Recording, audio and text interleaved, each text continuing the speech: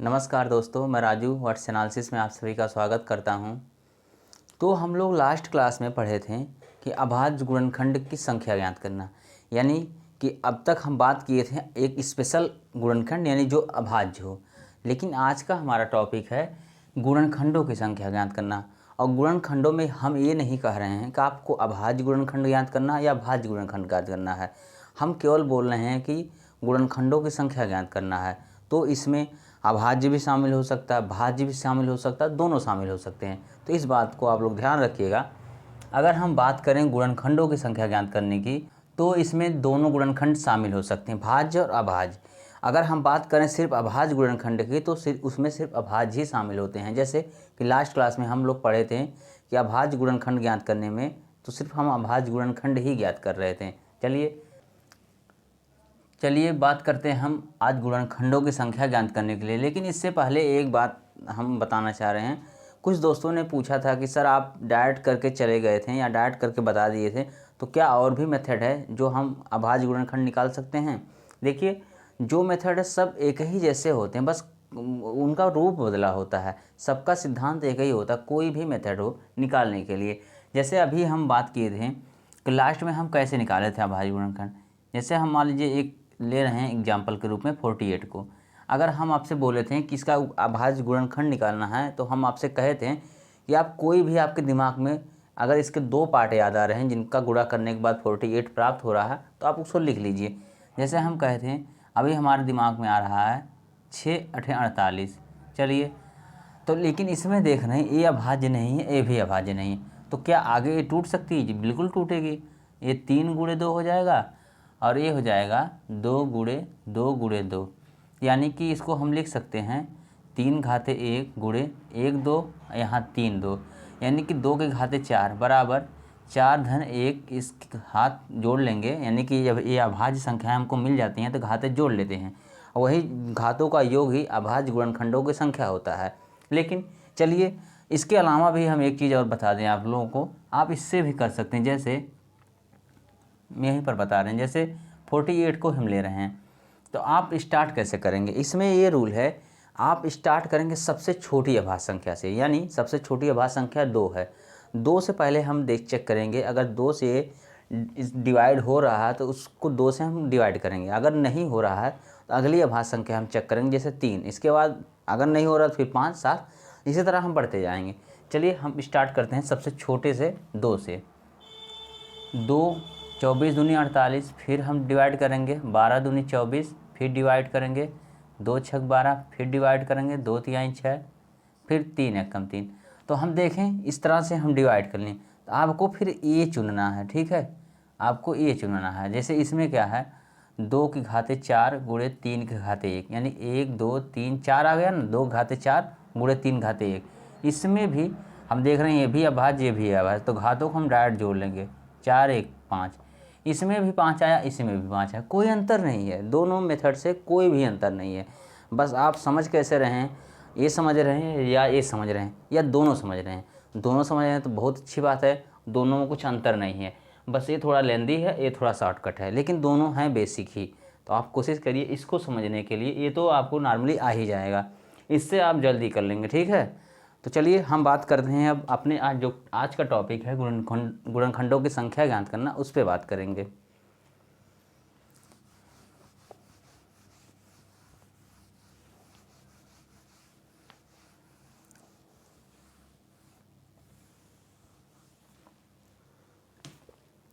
तो आज एक बात आप लोग ये ध्यान दीजिएगा, हम टॉपिक लिखे हैं गुणनखंडों की संख्या ज्ञात करना, तभी हम बताएं ना, इसमें हम स्पेसिफाइड नहीं किए हैं अभाज्य या भाज्य, बस गुणनखंडों की संख्या ज्ञात करना। इसका मतलब इसमें भाज्य भी हो सकता है, अभाज्य भी हो सकता है। चलिए हम बात करते हैं, एक छोटे से क्वेश्चन के साथ शुरुआत करते हैं इसकी, यानी कि गुणनखंडों की संख्या ज्ञात करने की। जैसे वही एग्जांपल हम ले रहे हैं 48 का, नहीं 48 से पहले थोड़ा सा हम और भी नीचे आना चाहेंगे, यानी कि 12 से। अगर हम आपसे बोलें कि 12 के कितने गुणनखंड हैं, तो आप निकालेंगे कैसे? अभी आप उस मेथड से निकाल रहे थे, तो हम उस समय पूछे थे कि अभाज्य गुणनखंड कितने हैं, लेकिन यहाँ हम पूछ रहे हैं गुणनखंड कितने हैं। तो आप अभी अंतर समझिए, अभाज्य गुणनखंड और गुणनखंड में अंतर क्या है। चलिए हम उसी मेथड से निकालेंगे एक बार। एक क्या है, इसको हम लिख सकते हैं 4 गुणे 3 यानी 12। इसको क्या लिख सकते हैं, 4 को 2 की घाते 2 और गुणे 3 तो है ही। इसको हम लिख सकते हैं 2 की घाते 2 गुणे 3 की घाते 1। अब ये हो गया अभाज्य गुणनखंड। अभी हम अभाज्य गुणनखंड किए हैं, यानी हम ये चेक कर रहे हैं कि इस संख्या में कितनी बार अभाज्य संख्याएं शामिल हैं। जैसे हम बात कर रहे हैं कि 2 इसमें 2 बार शामिल है और 3 इसमें 1 बार शामिल है। तो अगर हम आपसे पूछ लें इसमें कि अभाज्य गुणनखंडों की संख्या कितनी है, तो आप सीधे जोड़ लेंगे 2 घाते 2 यानी उसकी घात 2 और 3 की घात 1 मिला के आप बोल देंगे इसमें अभाज्य गुणनखंडों की संख्या 3 है। लेकिन अगर हम आपसे बात करें कि इसमें गुणनखंडों की संख्या कितनी है, तो चलिए इसके लिए हम बात करते हैं। इसके लिए आप क्या करेंगे, जो घात है घात में 1 जोड़ देंगे, ठीक है। इसके बाद दूसरी घात में भी 1 जोड़ लेंगे, दोनों को आपस में गुणा कर लेंगे। जैसे यहाँ घात 2 थी तो घात 2 में हम 1 जोड़ लिए, इसके बाद घात यहाँ 1 थी, घात 1 में फिर 1 जोड़ लिए, दोनों को आपस में गुणा कर लेंगे, यानी 3 गुणे 2 बराबर 6। ये आया कैसे, ये भी हम इस पर भी चर्चा करेंगे और हम कैसे मान लें कि 6 ही आएगा। चलिए इस पर भी हम चर्चा करेंगे, क्योंकि मैथ अगर कोई ऐसे ही आपको बोल दे तो वो बिना प्रूफ के मानने वाली चीज़ नहीं है। मैथ में हर एक चीज़ का प्रूफ होता है, तो उसमें प्रूफ जानना भी ज़रूरी है कि कैसे आ रहा है, हम डायरेक्ट कैसे मान लें। या तो फार्मूला रट रहे हैं, नहीं फार्मूला तो है ही जो इसका, लेकिन हम इसको आपको करके दिखा रहे हैं कि कैसे आता है। चलिए अगर हम बात कर रहे हैं 12 की ही, तो हम ये चेक करेंगे ये 12 किन किन संख्याओं से कट सकता है, वही उसके गुणनखंड होते हैं। जैसे हम बात करते हैं क्या 1 से कट सकता है, बिल्कुल कटेगा। 2 से भी कट सकता है, 3 से भी कट सकता है, 4 से भी कट सकता है, 6 से भी कट सकता है और 12 से भी कट सकता है। तो क्या इसमें ऐसी कोई संख्या है जो इसको ना काट पाए? इसमें ऐसी सारी की सारी संख्याएं ऐसी ही हैं जो इसको काट देगा, यानी कि 1 से भी कटेगा, 2 से भी, 3 से भी, 4 से भी, 6 से, 12 से भी। अब आप गिन लीजिए कितनी संख्याएं हैं, 1 2 3 4 5 6, 6 संख्याएं यहाँ हम निकाले भी हैं, 6 उसका गुणनखंड आएगा। यहाँ आपसे कह भी रहे हैं 6 आएगा, तो आप अब शायद कुछ आपको यकीन हो गया कि इसके गुणनखंडों की संख्या 6 है। अब आपसे हम बात कर रहे हैं कि इसमें गुणनखंड अभाज्य और अभाज्य गुणनखंड और सिर्फ गुणनखंड की बात हम कर रहे हैं। तो अगर हम सिर्फ आपको कहते हैं अभाज्य गुणनखंड, तो आप अभाज्य गुणनखंड कितना पाते हैं इसमें, 2 को 2 बार पाते हैं और 3 को 1 बार पाते हैं, ये अभाज्य गुणनखंड है। लेकिन हम बात किए हैं गुणनखंड में, तो अभाज्य के साथ साथ देख रहे हैं 4 6 12, ये भाज्य गुणनखंड हैं, यानी कि ये भाज्य गुणनखंड हैं, अभाज्य के साथ आए हैं। तो इसमें अभाज्य और भाज्य दोनों गुणनखंड शामिल हैं। तो इस सम्मिलित रूप से इसको हम स्पेसिफाइड ना करेंगे, सिर्फ बोल देंगे गुणनखंड बोल देंगे। अब हम बात करते हैं कि इसको हम कैसे जानेंगे कौन कौन कटेगा। चलिए एक तरीका हम और बताते हैं कि मतलब कौन कौन ऐसी संख्याएं होंगी जो इसको काट सकती हैं। लेकिन आप ये मेथड से अगर कर रहे हैं, इस मेथड से, तो आप हो सकता है जल्दी कर लें, क्योंकि अभी ये सरल लगेगा, लेकिन आपको नियम भी जानना ज़रूरी है, भले लंबा क्यों ना हो। चलिए हम उस पर भी बात कर रहे हैं। जैसे हम यहाँ लिखे हैं कि 12 बराबर 2 गुणे 2 यानी कि 2 की घाते 2 गुणे 3 की घाते 1। अब हम आपसे कहें कि 2 की घाते 2 का मान कितना होगा, 2 की घाते 2 का मान 4 होगा। अगर कोई संख्या 4 से कट रही है तो वो इसका मतलब 2 से भी कटेगी। 2 से क्यों कटेगी कि 2 की घाते 2 से कट रही है, तो 2 की घाते 1 से भी कटेगी और 2 की घाते 0 से भी कटेगी वो संख्या। तो यही हम समझाना चाह रहे हैं, अगर कोई संख्या 2 की घाते 2 से कट रही है तो वो संख्या 2 की घाते 0, 2 की घाते 1 से भी कटेगी। तो उसी चीज़ को हम लिखेंगे। जैसे अब यहाँ 2 की घाते 2 है ना, तो हम स्टार्ट करेंगे 2 की घाते 0 से, फिर 2 की घाते 1 से, 2 की घाते 2 से, ठीक है, इसको एक ब्रैकेट में करेंगे।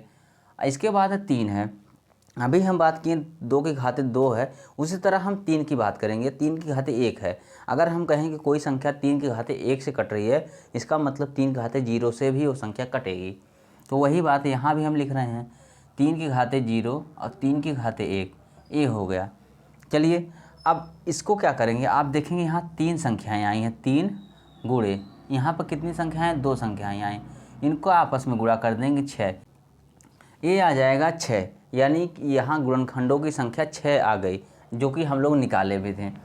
तो आप इससे इस चीज़ से ये जान सकते हैं कि यहाँ गुणनखंडों की संख्या कितनी मिलने वाली है। 6 मिल गई। लेकिन अगर ये क्वेश्चन आ जाए कि कौन कौन है तो क्या करेंगे, तो भी आप यहीं से निकालेंगे। जैसे अब इसका अभी तो हम ये संख्याएं लिखे हैं ना कि कितनी संख्याएं हैं, 1 2 3, 3 संख्याएं हैं। इसमें 1 2 2 संख्याएं हैं, दोनों का आपस में गुणा किए 6 आ गया। हम बोल दिए इसमें गुणनखंडों की संख्या 6 है। लेकिन अभी हम बात कर रहे हैं कि संख्याएं कौन कौन सी हैं। तो चलिए हम उनके मान लिख रहे हैं। जैसे 2 की पावर 0 का मान होगा 1, और 2 की पावर 1 का मान 1 तो होगा ही, 2 की पावर 2 का मान 4 होगा। इसी तरह अब इसका हम लिखेंगे 3 की पावर 0 का मान 1, और 3 की पावर 1 का मान 3 होगा। अब एक चीज़ आपको हम बता दें कि जो संख्याएं दिख रही हैं ब्रैकेट में, वो सारी की सारी एक गुणनखंड है इस संख्या का, यानी 12 का। आप इस बात को समझने का प्रयास करिए कि जो संख्याएं दिख रही हैं यानी 1 2 4 और 1 3, एक 12 के गुणनखंड हैं। बाकी बचे हुए गुणनखंड इन संख्याओं का आपस में गुणा करके हम निकालेंगे। लेकिन इस बात का आप लोग ध्यान दीजिएगा, एक ही ब्रैकेट में दो संख्याओं का गुणा नहीं होगा। इस बात को समझिए कि एक ही ब्रैकेट में दो संख्याओं का गुणा करके हम गुणनखंड नहीं निकालेंगे, बल्कि दो अलग अलग ब्रैकेट से गुणा करके, यानी दो अलग अलग ब्रैकेट की संख्याओं का आपस में गुणा करके हम गुणनखंड निकालेंगे। इसके अलावा जैसे कि अगर हम बात कर रहे हैं आपसे कि 4 दूनी 8, अगर हम 8 इसका गुणनखंड लिख रहे हैं तो ये गलत हो जाएगा। हम आपसे बोले ना कि एक ही ब्रैकेट में संख्याओं का आपस में गुणा नहीं होगा। बाकी 1 का गुणा इसमें पूरा कर लीजिए, 3 का गुणा इसमें पूरा कर लीजिए, वो संख्याएं निकल जाएंगी। हो सकता है कुछ संख्याएं 2 बार आ जाएं, तो आप 2 बार आने वाली संख्याओं को नहीं लिखेंगे, क्योंकि एक गुणनखंड एक ही बार लिखा जाता है। चलिए अभी हम इसको लिखते हैं। तो यहाँ क्या है, अब 1 से हम गुणा कर रहे हैं सब में, 1 2 4 हो गया। इसके बाद हम 3 से गुणा कर रहे हैं, 3 1 कम 3, 3 दूनी 6 और 3 चौको 12। अब आप देख रहे हैं संख्याएं कितनी, 1 2 3 4 5 6, 6 संख्याएं मिल गई। अब संख्याओं में कौन कौन है यहाँ देखिए, 1 2 3 4 6 12 थी, यहाँ पर 1 2 4 3 6 12, यहाँ भी वही संख्याएं प्राप्त हुई। इसका मतलब ये जो है ए भी सही है, ए भी सही है, क्योंकि दोनों सेम रिजल्ट दे रहे हैं। ठीक है, तो आप लोग अच्छे से समझने का प्रयास करिए हम कहना क्या चाह रहे हैं गुणनखंड ज्ञात करने में। चलिए अब इसी चीज़ को हम मतलब दूसरे क्वेश्चन को थोड़ा और समझाने का प्रयास कर रहे हैं इसी में। ठीक है, अभी शायद आप लोग कुछ हद तक समझ ही गए होंगे, लेकिन थोड़ा मोड़ा आप में जो कसर रह गई है उसको हम समझाने का प्रयास कर रहे हैं कुछ और एग्जाम्पल से। चलिए इसको हम नहीं मिटाएंगे, नहीं आप लोग मिटाएंगे तो समझ नहीं पाएंगे। चलिए आगे हम थोड़ा सा और भी देख ले रहे हैं। जैसे अब बात कर रहे हैं हम कि 24 का ही, तो 24 को हम क्या लिख सकते हैं, 2 गुणे 2 4 दूनी 8, 8 तिरिक 24। ठीक है, अब यहाँ हमको मिल रहा है 2 की घाते 3, 3 की घाते 1, यानी कि 2 की घाते 3 गुणे 3 की घाते 1। सब कुछ हम प्रोसेस अभाज्य गुणनखंड की ही तरह करेंगे, लेकिन अब हमको ज्ञात करना है कि गुणनखंड कितने हैं। तो आपको हम बताए थे पहले हम अभाज्य गुणनखंड में तोड़ेंगे, जैसे पहले तोड़ते थे लास्ट वाली क्लास में जो हल सॉल्व करवाए थे। ठीक है, उसी तरह हम इसको भी वही करेंगे। तो इसमें क्या किए, हम पहले इसको अभाज्य गुणनखंड में तोड़ लिए। अब हम देख रहे हैं कि घात 2 की 3 आई है, 3 की 1 आई है, तो घात में हम 1 जोड़ेंगे। इसके बाद दूसरी भी घात में 1 जोड़ के दोनों का आपस में गुणा करेंगे, यानी 4 गुणे 2 बराबर 8। यानी हम कह सकते हैं अब इसके गुणनखंडों की संख्या 8 होगी। तो आप सोचेंगे अब गुणनखंडों की संख्या 8 होगी तो हम कैसे मान लें। चलिए हम एक बार इसको भी दिखा रहे हैं। 24 है तो 24 है तो गुणनखंड क्या होते हैं, गुणनखंड वे संख्याएं होती हैं जो दी गई संख्या को पूरी तरह काट दें, यानी दी गई संख्या में उस संख्या से पूरी तरह भाग चली जाए, वो संख्याएं गुणनखंड होती हैं। तो हम ये ज्ञात करेंगे 24 में ऐसी कितनी संख्याएं हैं जिनको पूरी तरह मतलब 24 जिनसे पूरी तरह कट जाएगा। तो हम बात करते हैं एक भी काट सकता है, 2 भी काट देगा, 3 भी काट देगा, 4 भी काट देगा, 6 भी काट देगा, 8 भी काट देगा, इसके बाद 12 के बाद 24 खुद काटेगा। अब एक बार गिन लीजिए आप लोग, 1 2 3 4 5 6 7 8, 8 संख्याएं हो गई ना। ये तो है 8 संख्याएं, यही हम तो निकाले हैं यहाँ पर, यही तो हम निकाले हैं कि संख्याएं 8 आएंगी, यानी 8 गुणनखंड इसके मिल जाएंगे, गुणनखंडों की संख्या 8 होगी। अगर आप जानना चाह रहे हैं कि गुणनखंड कैसे आए हैं तो ठीक आप इस तरह वाला फिर रूल लिखिए। कहाँ इसको लिखें, चलिए यहीं हम समझाने का प्रयास करें, आप लोग समझिए। जैसे हम बात किए हैं कि 2 की घाते 3, अब इस बात को आप समझिए, अगर कोई संख्या 2 की घाते 3 से कट रही है, इसका मतलब वह 2 की घाते 2 से भी कटेगी, 2 की घाते 1 से भी कटेगी और 2 की घाते 0 से भी कटेगी। इस चीज़ का आप लोग ध्यान रखिए। जैसे एग्जाम्पल के रूप में अगर हम आपसे कहें कि 16 4 से कट रहा है तो क्या 2 से नहीं कटेगा? 2 से भी कटेगा। 1 से नहीं कटेगा? 1 से भी कटेगा। तो अगर हम 4 की बात कर रहे हैं तो 2 की घाते 2 है वो, और वही अगर 2 की घाते 2 से कट रहा तो 2 की घाते 1 यानी 2 से भी कटेगा, 2 की घाते 0 यानी 1 से भी कटेगा। तो इस चीज़ का आप ध्यान रखिएगा। अगर कोई संख्या की घात से अगर कट रहा तो उसके नीचे वाली घात से अपने आप कट जाएगा। जैसे इसमें हम बात कर रहे हैं, अगर हम बात किए कि 2 की घाते 3 से वो संख्या कट रही है तो 2 की घाते 1 2 0 से भी वो संख्या कटेगी। चलिए हम इसको विस्तार करके लिख रहे हैं। इसको क्या लिख सकते हैं, 2 की घाते 0 और 2 की घाते 1, 2 की घाते 2 और 2 की घाते 3। इसके बाद इसको हम लिखेंगे 3 की घाते 1 से कट रही थी यानी 3 की घाते 0 से भी कटेगी, तो 3 की घाते 0 फिर 3 की घाते 1। अब देख रहे हैं 1 2 3 4, 4 संख्याएँ इसमें हैं गुणे 1 2 संख्याएँ इसमें हैं बराबर 8, फिर आ गया 8, 8 यहाँ भी आया, 8 यहाँ भी आया, यानी कि गुणनखंडों की संख्या 8 आ गई। ये तो सही है। अब आप कहेंगे एक बार इसको हम चेक कर लें कौन कौन आया है ये इस मेथड से। तो चलिए हम यहीं से करके दिखा रहे हैं, आप लोग समझने का प्रयास करिए। ए जो है इसके हम मान लिख रहे हैं। 2 की घाते 0 का मान कितना होगा? 1 होगा। और 2 की घाते 1 का मान तो 2 तो होगा ही। 2 की घाते 2 4, 2 की घाते 3 8। इसके बाद हम बात कर रहे हैं इसकी 3 की घाते 0 का मान 1 और 3 की घाते 1 का मान 3। किसी की घात 0 होती है उसका मान 1 होता है, ठीक, ये आप लोग ध्यान रखिएगा। अब एक बात हम आपसे इसमें क्या कहते हैं, इसमें हम ये कहते हैं कि जितनी भी संख्याएं हमको अभी दिख रही हैं ये सब के सब इसका गुणनखंड हैं, यानी कि 24 का गुणनखंड है जो संख्याएं अभी हमको दिख रही हैं। बाकी जो संख्याएं नहीं दिख रही हैं उनको हम निकालेंगे कैसे? उनको हम निकालेंगे इनका आपस में गुणा करके, यानी कि ब्रैकेट वाली संख्याओं का। लेकिन इस बात का ध्यान रखिएगा सेम ब्रैकेट में, यानी एक ही ब्रैकेट में दी गई संख्याओं का आपस में गुणा नहीं होगा। हो सकता है उसमें कुछ गुणा करने के बाद ऐसी संख्याएं मिल जाएं जो कहीं ना कहीं उनका गुणनखंड हो सकती हैं, लेकिन आप लोग इस चीज़ का ध्यान रखिएगा कि इनका आपस में गुणा नहीं होगा। अब बाद में वो जो आप पाएंगे संख्याएं गुणनखंड हो सकती हैं तो आगे भी मिल सकती हैं वो संख्याएं अगर इसमें हो सकती हैं तो आपसे यही है कि जानने वाली बात कि आप लोग इसमें आपस में गुणा नहीं करेंगे। जैसे 2 गुणे 4 ये करके आप नहीं निकालेंगे, या 4 गुणे 8 ये करके नहीं निकालेंगे। आप जब भी गुणा करेंगे तो अलग अलग ब्रैकेट की संख्याओं का गुणा करेंगे। चलिए हम इसको लिख रहे हैं। हम आपसे बोल रहे हैं ना जितनी संख्याएं दी गई हैं सब इसका गुणनखंड है, तो एक बार सब संख्याओं को हम लिख रहे हैं, ठीक है। 1 2 4 8 और एक फिर आ गया तो एक को नहीं लिखेंगे 3। अब इसके बाद हम 3 का इसमें गुणा अगर कर रहे हैं तो 3 एकम 3 ये तो लिख ही दिए हैं। अब चलिए 3 दूनी 6 जो नहीं आया इसमें 6, 3 चौको 12, 3 आठों 24 हो गया सबके सब संख्याएं। अब एक बार हम गिन ले रहे हैं 1 2 3 4 5 6 7 8, देखिए 8 संख्याएं फिर आ गई। तो आप लोग इस चीज़ का ध्यान रखिएगा। खैर आपसे ये चीज़ नहीं पूछेगा कि संख्याएं कौन कौन हैं। आपसे अगर क्वेश्चन आएगा कि इस टाइप के क्वेश्चन में कि उनमें गुणनखंडों की संख्या ज्ञात कीजिए, तो ये आप लोग जान लीजिए संख्याएं भी हम निकाल सकते हैं। अब हम बात करेंगे सिर्फ गुणनखंडों की संख्या ज्ञात करने की। तो आप लोग इसको जान लीजिएगा, इस मेथड से अगर आपको निकालना हो तो आप लोग निकाल लीजिएगा गुणनखंडों की संख्या के अलावा कौन सी संख्याएं हैं वो सब निकल सकती हैं इस मेथड से। चलिए हम अब बात करते हैं सिर्फ और सिर्फ गुणनखंडों की संख्या ज्ञात करना, और इसके बाद कुछ और हम आगे टॉपिक पे बढ़ेंगे।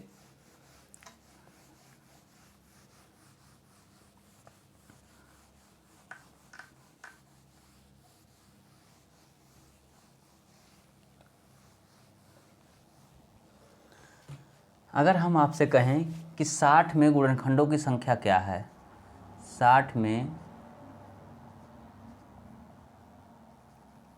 गुणनखंडों की संख्या ज्ञात करें, ज्ञात करें। तो आप लोग क्या करेंगे, आपका नियम सबसे पहले यही है कि 60 को हम अभाज्य गुणनखंड में तोड़ेंगे। चलिए 60 को अभाज्य गुणनखंड में तोड़ने का मतलब हम क्या लिख सकते हैं, 15 चौक को 60 लिख सकते हैं, 15 चौक को 60। 15 को हम क्या लिख सकते हैं, 5 गुणे 3। और 4 को हम क्या लिख सकते हैं, 2 की घाते 2। अब इसको हम अगर घात के रूप में लिख रहे हैं तो क्या होगा घात के रूप में, 2 की घाते 2 गुणे 3 की घाते 1 गुणे 5 की घाते 1। देखिए 2 की घाते 2 मतलब 4, 4 3 12, 12 5 60, ये हो गया 60। अब हम कहे थे कि अगर अभाज्य गुणनखंड ज्ञात करना होता था तो हम डायरेक्ट भागों को जोड़ लेते थे, लेकिन यहाँ हमको गुणनखंड ज्ञात करना है, इसमें यानी कि अभाज्य के अतिरिक्त भाज्य भी आएंगे, तो कहीं ना कहीं हमको संख्या ज़्यादा मिलनी चाहिए। तो आप इस चीज़ का ध्यान रखिएगा कि अभाज्य गुणनखंड की अगर बात कर रहा है तो हम सीधे जोड़ते थे। अब गुणनखंड की बात कर रहा था, अभाज्य के अलावा उसमें भाज्य भी हैं, तो कहीं ना कहीं संख्या ज़्यादा मिलेंगी। तो ज़्यादा मिलने के लिए हमको कुछ ना कुछ इसमें एक्स्ट्रा ऐड करना पड़ेगा। तो हम आपसे बताएं, घातों में सब में 1 ऐड करिए, 1, इसके बाद उसको गुणा में लिख लीजिए सबको। इसकी पावर कितनी, 1, 1 धन 1, और 5 की पावर 1 धन 1। अब इसको लिखिए 3 गुणे 2 गुणे 2 बराबर 3 दूनी 6 दूनी 12, यानी 60 के 12 गुणनखंड मिलेंगे।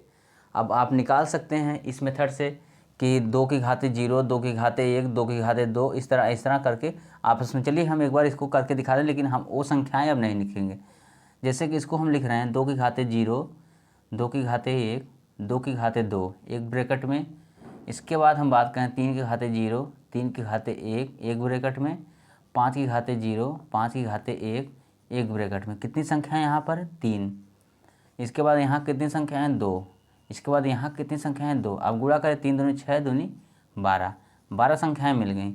अगर आप इसको डायरेक्ट लिखना चाहें तो आप इस तरह लिख सकते हैं। चलिए हम अब डायरेक्ट आपको बता रहे हैं। 1 से कटेगा, 2 से कटेगा, 3 से कटेगा, 4 से कटेगा, 5 से कटेगा, 6 से कटेगा, और 8 से नहीं कटेगा, 9 से नहीं, 10 से कटेगा, 12 से कटेगा, इसके बाद 15 से, 30 से और 60 से। इतनी संख्याओं से 60 कटेगा। अब गिन लीजिए, 1 2 3 4 5 6 7 8 9 10 11। छोटा कौन सा है, 1 मिनट आगे हम देख लें, 20 छोटा, ठीक है, ये 20 भी लिख लीजिए आप। चलिए यहाँ हम 15 के बाद 20, फिर 30 और 60, ये सब इन सब संख्याओं से कट सकता है। तो ये इनके गुणनखंड हैं, यानी गुणनखंडों की संख्या 12 है। तो चलिए इसी तरह हम अगला क्वेश्चन और करवा रहे हैं, फिर आगे टॉपिक बढ़ते हैं। आप जान लीजिए गुणनखंड ऐसे ही निकालना, पहले उसको अभाज्य गुणनखंड में तोड़ना है, उनकी घातों में 1 जोड़ के आपस में उनका गुणा कर देना है, हमको गुणनखंडों की संख्या मिल जाएगी।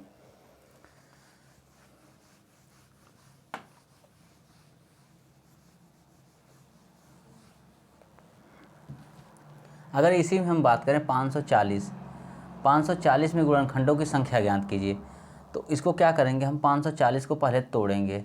इसको कितना हम तोड़ सकते हैं, तो आप ध्यान दे सकते हैं, 27 दूनी 54, 27 दूनी 54 होता है ना। आप इसको आप अलग तोड़ लीजिए, यानी 3 त्रिका 9, 3 त्रिका 9 त्रिक 27, यानी 3 की घाते 3 इसको लिख सकते हैं। इसको क्या लिख सकते हैं, 2 की घाते 2 गुणे 5, यानी 2 दूनी 4, 4 पच्चे 20, ठीक है। ये हो गया, गुणनखंड में हम तोड़ लिए। तो इसको हम इसके बराबर क्या लिख सकते हैं, 2 की घाते 2 गुणे 3 की घाते 3 गुणे 5 की घाते 1, हो गया ना। ये हो गया कि 540 का अभाज्य गुणनखंड। लेकिन हमको अभाज्य गुणनखंड नहीं ज्ञात करना है।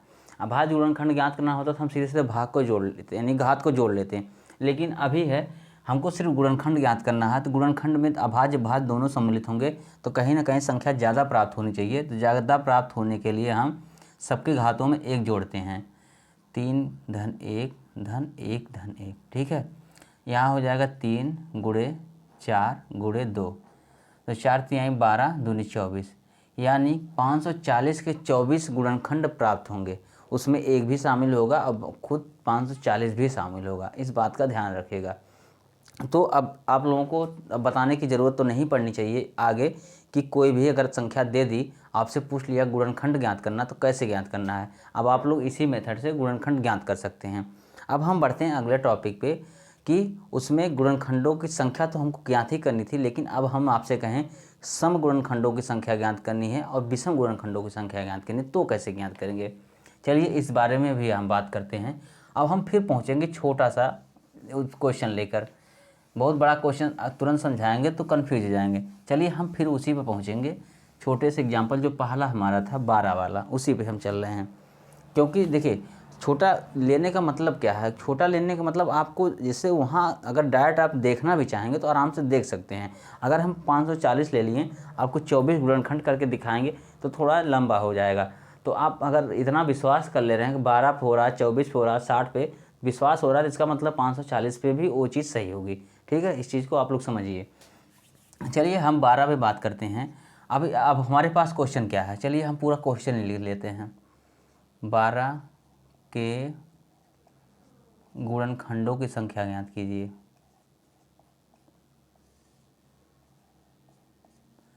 संख्या ज्ञात करिए। फिर अगला इसी में क्वेश्चन है सम गुणनखंडों की संख्या। सम गुणनखंडों की संख्या। इसके बाद क्या है दूसरा, विषम गुणनखंडों की संख्या। विषम गुणनखंडों की संख्या।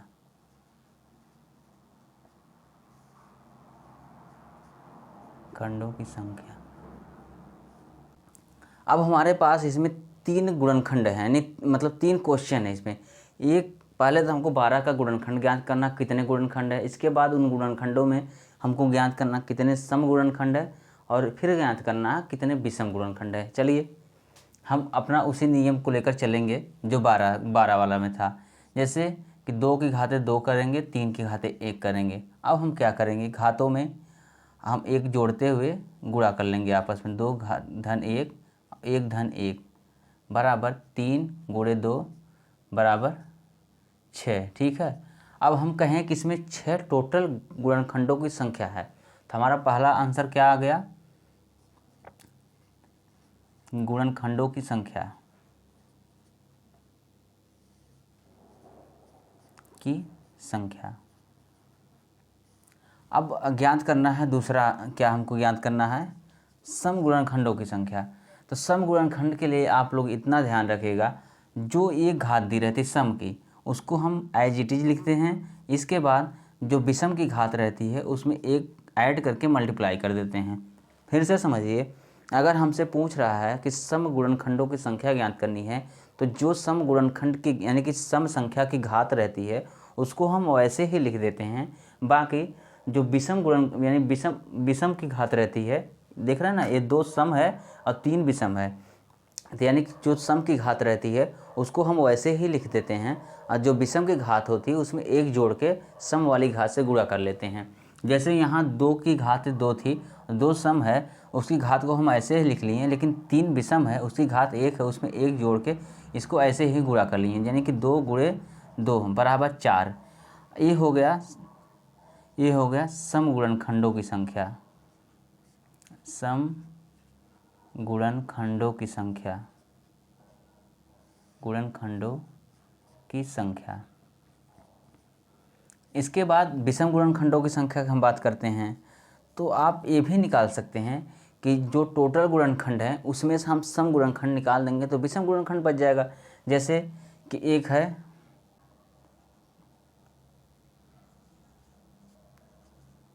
कुल गुणनखंड माइनस सम गुणनखंडों की संख्या।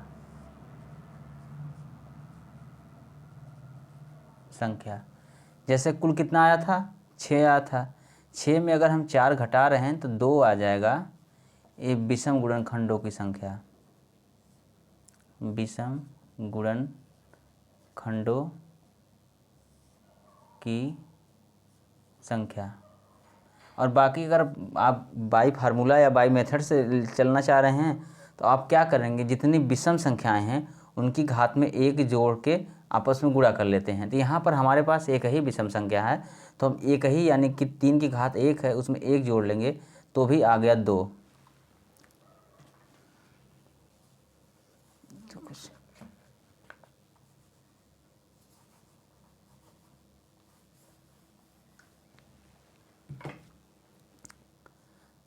इसके बाद भी आ गया 2। ठीक है, तो यही हो जाएगा। यहाँ पर भी देखिए 2 आ गया, यहाँ पर भी 2 आ गया। हम तो सबसे पहले कुल गुणनखंड में से सम गुणनखंड निकालनी है, तो विषम गुणनखंड बच गया। या फिर विषम की घात में हम 1 जोड़ लेते हैं, यानी और भी विषम संख्याएँ होती हैं उनके भी घात में 1 जोड़ के आपस में गुणा कर लेते हैं। लेकिन यहाँ पर एक ही विषम संख्या है तो उसकी घात में 1 जोड़ के हम निकालें, वही उसका विषम गुणनखंडों की संख्या मिल गई। तो इसी तरह लगता है। चलिए एक बार हम आपको करके दिखा दे रहे हैं कि इसमें जो सम गुणनखंड और विषम गुणनखंड जो आए हैं क्या सही हैं। चलिए यहाँ पर हम देखते हैं 12 वाला। तो 12 में कितने गुणनखंड हो सकते हैं? 1 2 3 4 5, 5 तो नहीं होगा, 6 और ये 12। ठीक है, यानी कि 6 गुणनखंड हो गए। आप गिनिए इसमें विषम और सम कितने हैं। सम पहले हम गिन रहे हैं 1 2 3 4, यानी 2 4 6 12। ये सम है ना, देखिए ये 2 4 6 12, ये है सम गुणनखंड, यानी 4 आ गया ना, 4 आ गया। अब विषम की हम बात करें 1 और 3, यानी कि 2 ही ऐसे हैं जो विषम गुणनखंड है। तो यहाँ पर भी वही आया था, टोटल 6, सम की संख्या आ गई है 4, टोटल 6, सम की संख्या आ गई 4, विषम की संख्या 2। ठीक है, अब इस बात को आप समझ गए। अगर आप उस मेथड से निकालना चाह रहे हैं कि पावर में हम कैसे करके निकालेंगे कि कौन कौन संख्याएं सम है कौन कौन विषम है, तो आप इसको भी इस तरह से निकाल सकते हैं। जैसे इसको हम हर एक क्वेश्चन में नहीं बताएंगे, आपको यहाँ समझाने के लिए बता दे रहे हैं। इसके बाद हम डायरेक्ट यही मेथड से निकालेंगे। जैसे यहाँ हम बताए थे ना कि क्या है, 2 की घात 2, 3 की घात 1 है, तो इसको आप लिखिए 2 की घात 0, 2 की घात 1, 2 की घात 2। इसके बाद यहाँ बीच में मल्टीप्लाई तो है ही, अगर ब्रैकेट है तो 3 की घात 0 और 3 की घात 1 है। अब आप क्या करेंगे, ये जो 0 वाला है इसको हटा देंगे, इसको काउंट से बाहर कर लेंगे। ठीक है, इसके बाद बचा कितना, 2, यहाँ बचा संख्या 2, यानी कि 4 संख्याएं आएंगी जो कि सम होंगी। इसके बाद टोटल 6 हैं तो 4 सम हैं तो विषम 2 आएंगी। आग संख्या भी निकालना चाह रहे हैं तो आप संख्या भी निकाल सकते हैं। जैसे 2 की पावर 1 का मान 2 है और 2 की पावर 2 का मान 4 है। तो अब इसके बाद यहाँ है 1 और 3, आप 2 4 ये तो हैं ही। इसके बाद आप फिर गुणा करेंगे अगर 1 का तो सेम यही संख्या मिल जाएगी, लेकिन हम फिर 3 का गुणा कर रहे हैं। 3 दूनी 6 और 3 चौको 12, तो ये भी संख्या देखिए सम संख्या आपकी निकल गई।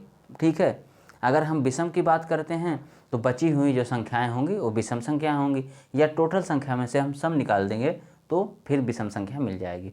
तो आप लोग इस चीज़ को समझ गए कि सम यानी कि कोई अगर संख्या दी है तो उसका गुणनखंड हमको ज्ञात करना है, गुणनखंडों की संख्या क्या है, और सम गुणनखंडों की संख्या क्या है, विषम गुणनखंडों की संख्या क्या है। चलिए एक और क्वेश्चन हम लगाते हैं इसी से रिलेटेड, इन सबको हम मिटाते हैं। आप लोग उम्मीद करते हैं समझ लिए होंगे और स्क्रीनशॉट या अपना कुछ लिख लिए होंगे साथ में।